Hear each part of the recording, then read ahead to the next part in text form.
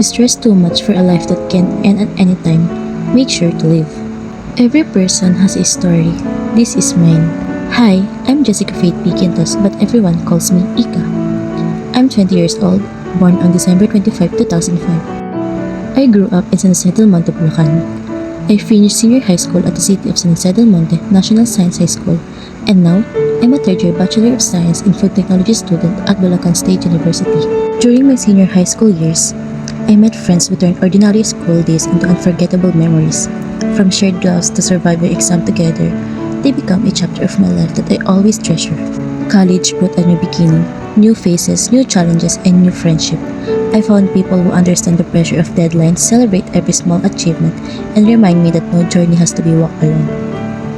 When I'm not drowning in schoolwork, you probably find me in the kitchen trying new recipes, or watching movies, or taking a nap. That one thing about me is that I love spending time with my pamangkins.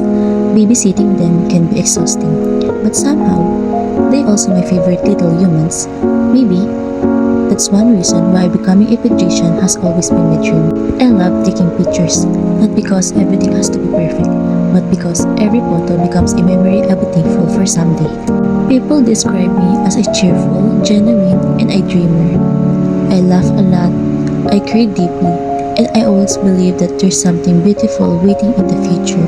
At the end of the day, I'm just another girl who loves coffee, good food, little kids, taking photos, making memories, and chasing dream one step at a time.